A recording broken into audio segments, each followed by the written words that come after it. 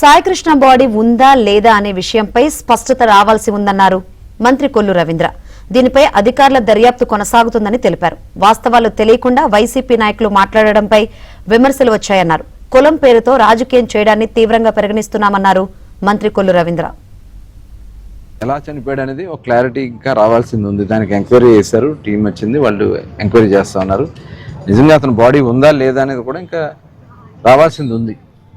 అది తర్వాత మీడియాలో వాళ్ళ తల్లి గారు వీళ్ళు మాట్లాడినటువంటి సందర్భంలో అది బయటకు తెలిసింది. తెలిసిన వెంటనే ముఖ్యమంత్రి గారు స్పందించడం జరిగింది. సింగపూర్ నుంచి వచ్చిన వెంటనే అధికారులను అందరూ కూర్చోబెట్టుకుని వారు మాట్లాడటం కూడా జరిగింది.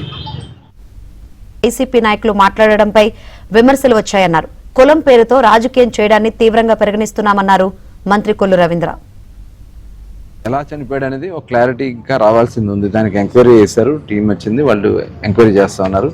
నిజంగా అతని బాడీ ఉందా లేదా అనేది కూడా ఇంకా రావాల్సింది ఉంది. అది తర్వాత మీడియాలో వాళ్ళ తల్లి గారు వీళ్ళు మాట్లాడినటువంటి సందర్భంలో అది బయటకు తెలిసింది. తెలిసిన వెంటనే ముఖ్యమంత్రి గారు స్పందించడం జరిగింది. సింగపూర్ నుంచి వచ్చిన వెంటనే అధికారులను అందరూ కూర్చోబెట్టుకుని వారు మాట్లాడటం కూడా జరిగింది.